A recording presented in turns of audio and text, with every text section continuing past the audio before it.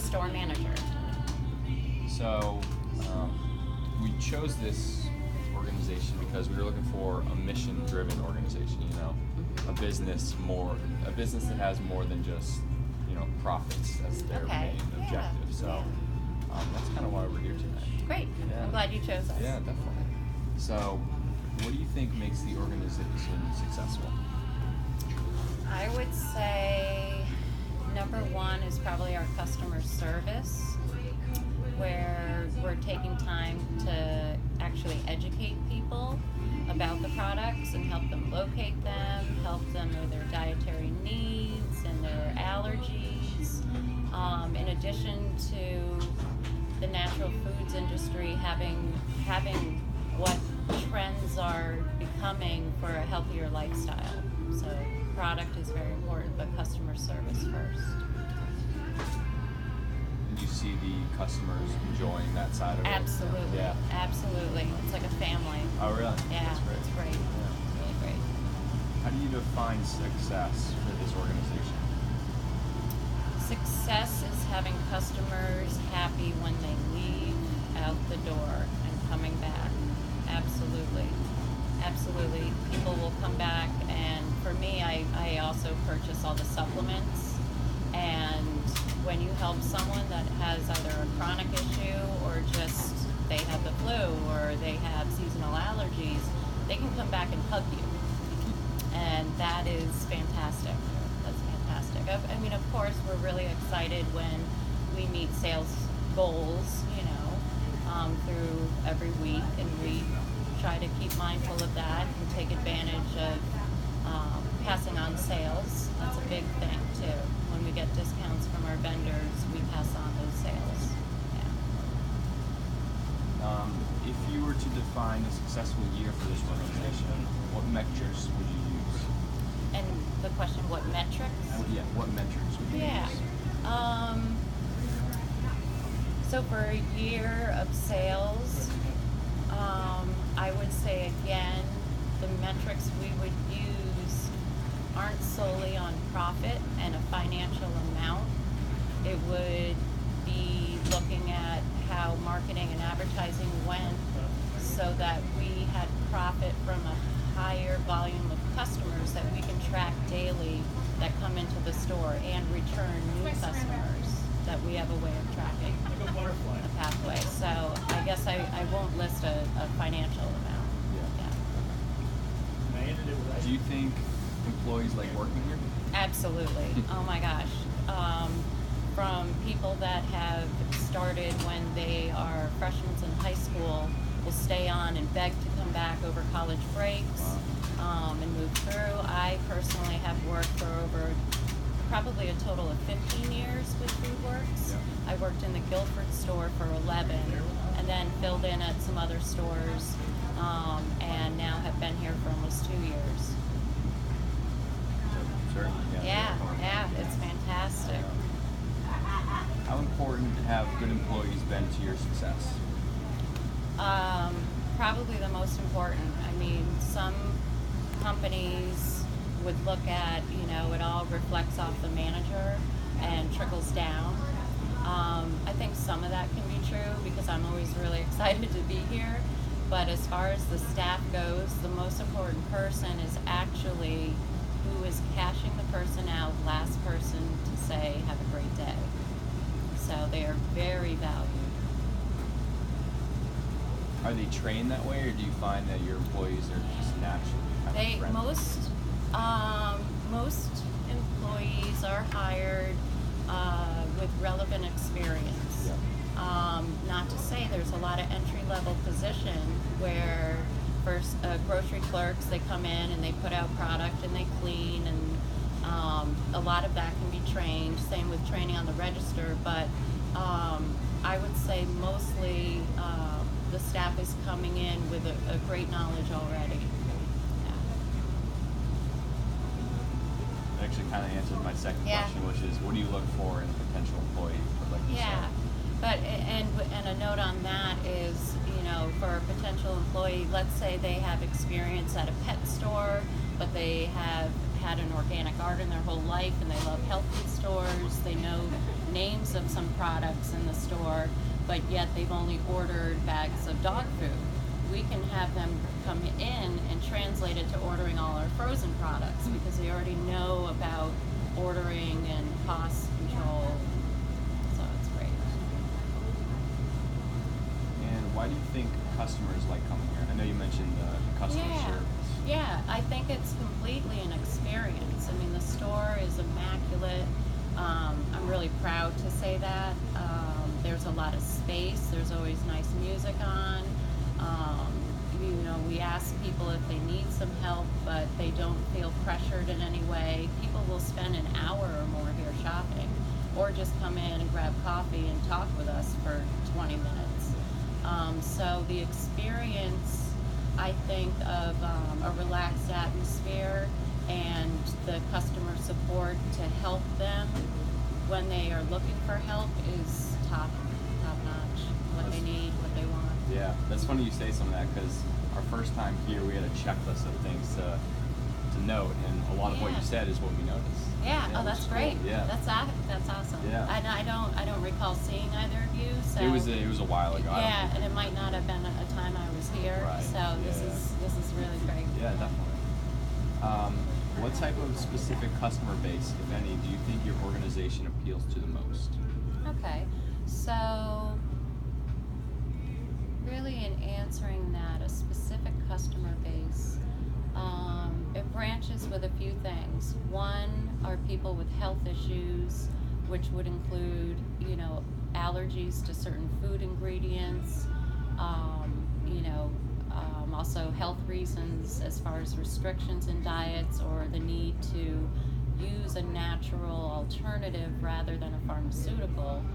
But a lot of people just come in. I think a prime customer base are, through the past couple of years, individuals that are really looking to change their eating habits and their lifestyle.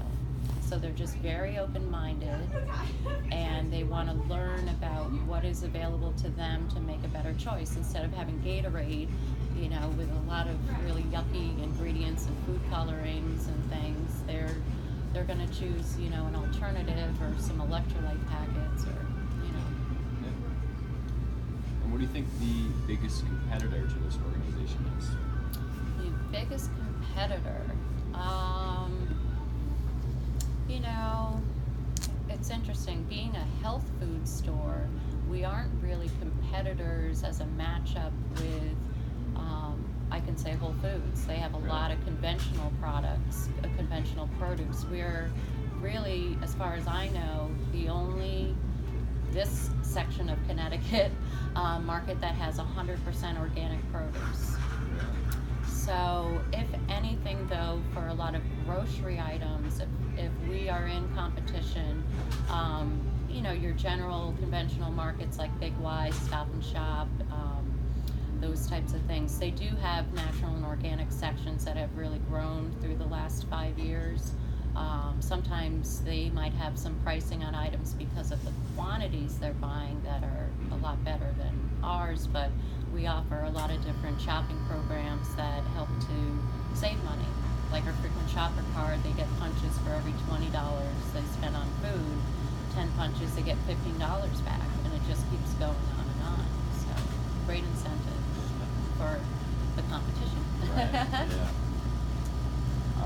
Do you have a mentor or other organization that you look for inspiration? No, inspiration comes from our owner, Ralph Johnson. Really important figure in offering what people want, helping educate, customer service, anything goes, So if there happens to be a product that maybe isn't the top selling thing, but somebody wants to order that every week, we do it. We do whatever we can. So looking up to that all the time in the store, bringing in new lines of products, it's really exciting. Yeah. Yeah. So when you say, if one person wants it, is that something that you actually stock in store, Yeah. or you'll just order? We'll special Oh, order, really? Yeah. but let's say, every week you have a certain toothpaste that you love and we don't carry it here, I'd order it. You get halfway through the tube, come in, give me a call, I'll get it again. If you're always going to use it, I'm Right. just going to stock it on the shelf. Yeah. And we'll start carrying it and you're all set. Yeah. So the next ones are a little bit more about supply chain. Okay. What kinds of issues can impact your capability to provide your products or services? Okay. What would impact that? There's a good run of product that is ordered through distribution, and there's probably with grocery 3 main distributors, and with supplements, healthcare, health and beauty care, other products. There's up to 6 main distributors. So if those distribution centers are out of stock on a product because of lack of sourcing, you could ask me for this specific vitamin C, and I say it should be in on Monday as long as it's in stock in the warehouse. But if they're out of production, they could give me a date that's 2 months away. But that's where my expertise in that area would come in to play, because I could match them up with another company that is equivalent or even better, and win-win situation, have them on another product. So that's kind of the benefit of coming here, Yeah, they're not just going to look and be like, oh, they're out again, Customers really speak up here looking for help too, How would you describe your supply chain? Do you generally source from sole or multiple suppliers? Yeah, so that's a really great question. So for myself, ordering the supplements, some raw foods, and all of the health and beauty care, all your toiletries and things, I order myself from about 80 companies. There's a lot of independents, or what we call them. They're small startup lady that makes soap and has a license for her own business and will sell it. For grocery, again, with all those main distributors, they're still on top of that 20 to 30 independents. So we're looking at 150 different vendors that we purchase from. And that is to diversify what you have? Yeah, that is definitely a niche. Yeah. So if we have 3 vendors of local honey, one from New Haven, a couple that are really even more local, that helps with allergies. It's something that people can't get that everywhere. It's something that if we did talk about our competition, or anything that is in competition with us as those natural sections in Big Y or Stop and Shops, they're not going to have independents. So there's some really pure, healthy ingredients that come from, whether it's a treat of some type of cookie that someone's making, maple syrup, honey, and then all the way to health and beauty of facial care and some really nice products. Yeah. Have you ever had an issue with a supplier other than cost or delivery? Absolutely. Rather than cost or delivery, we have had for what I think of, a couple companies for facial and body care that were independents, then grew so big they were available online, couldn't keep up with any of the small stores, went into Whole Foods and even larger stores, and then ultimately went strictly online. And sometimes what happened with those vendors, customer service just went down the drain. They could never keep up. We currently have a grocery company that constantly goofs up orders. They can't keep up. Things are out of stock. But it's a top product that our customers want. So we might just put up signs that say temporarily out of stock and have them try another flavor of the same product. Do you have any product certifications, for example, for fair trade coffee, organic, non-GMO? Do you get involved with any of your suppliers in these processes? Okay, so across the board in the store, there are so many products now that are labeled non-GMO from the GMO project. Goofing up that name a little bit, non-GMO project. Organic, USDA organic, fair trade, paleo, gluten-free, vegan. I mean, there really are a lot of things that go on and on. When we do our sourcing, from startup even years ago, we always look to have the cleanest products possible. So if there's someone that's looking to sell their honey or soap here from a local company, but they aren't certified, or they let us know that they do use a mild pesticide, or they're using an artificial preservative in a small percentage, or food coloring in their soap, we won't be carrying it. Yeah, unless if Mrs. Smith really wants to have it, we would see if we were able to somehow supply that to her.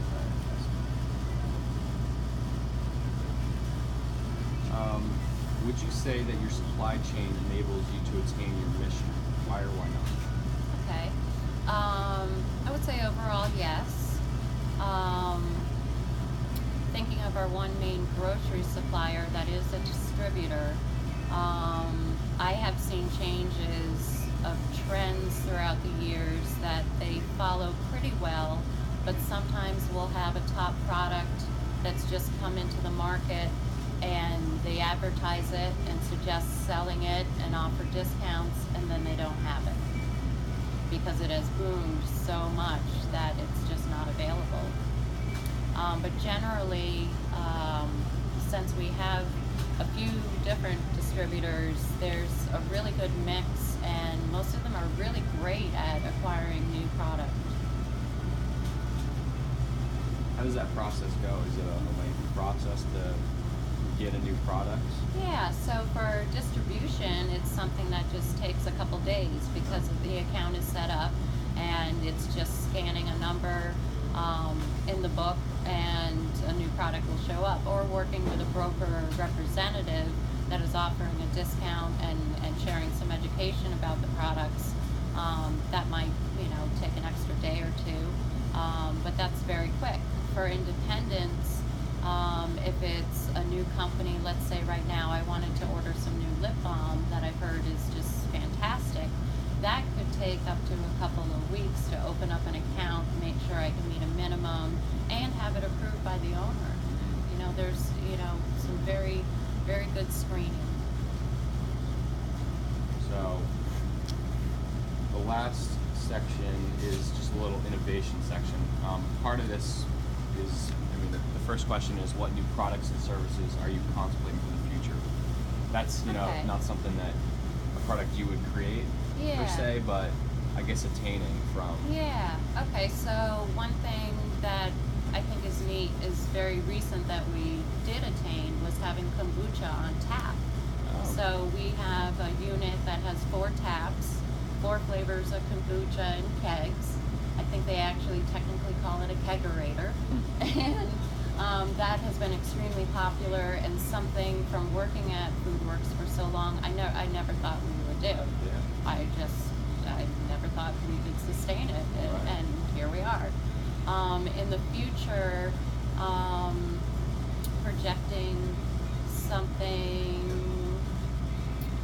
I know seasonally what has been growing has been the organic herbs, flowers, and vegetables that we carry from a really great place in, I think it's Vermont or New Hampshire, I'm sorry, I'm not remembering. And that we continue to grow. But as far as different product, I think the key to FoodWorks is generally everything that we have, and following the trends with everything that correlates with it. That's what we do best, and keeping everything in stock and just plugging on. Yeah. Instead of us deciding, well, we want to carry plants year round now, or we're going to start carrying CDs of music, or we're going to carry books. We're a health food store. We'll stay very tight to what we do best. And just curious, Are many of your products locally sourced, or do they come Yeah, nationwide? so great question. So let's try to do a lot of things. Maybe let's choose a couple categories. So body care, facial care. In that section, if we chose 50 different products, shampoo, lotion, toothpaste, deodorant, as far as 50 different products would go, maybe 10 are local. Ratio could be no, that's probably about right. In grocery for food, I can think for frozen, there's probably a couple hundred different products, but there might be 10 products from a local pasta company and 60 different types of bread from another local company. It's kind of hard off the top of my head to think of the ratio, but again, that is the department or topic in the store that is really growing. Independent. And would you say you prefer local and independent? Absolutely, but again, there are some things that are very important to look at aside from having all the proper licensing for preparing their products or meeting the requirements.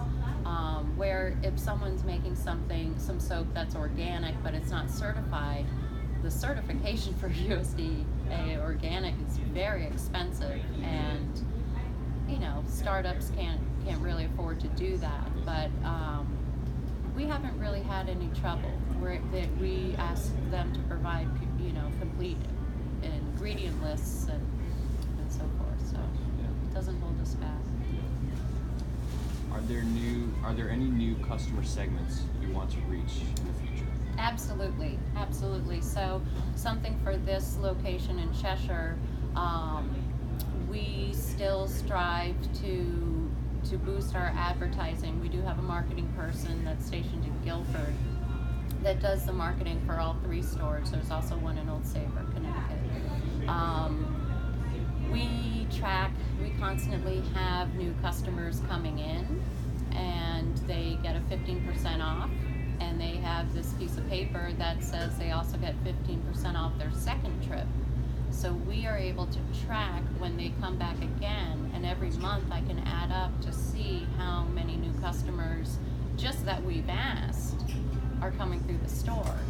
And that works very well. But as far as advertising, in a sense of having either coupons or mailings go out, we seem to do that quarterly. I think that there could be a little more networking in the Cheshire community on a person-to-person basis.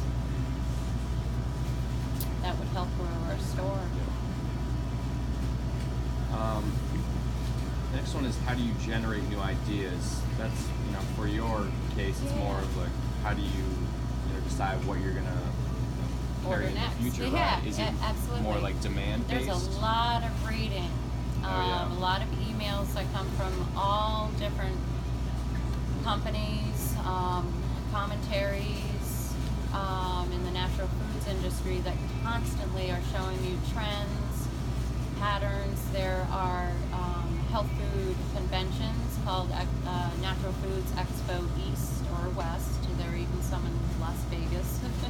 I've been to maybe 6 or 7 of those, East Coast and West Coast, in convention centers, like the Javits Center, and they are huge. With all the vendors are there and showing their products, and so you get an idea of what's new or what companies you have been carrying that are now offering some new interventions and whatnot.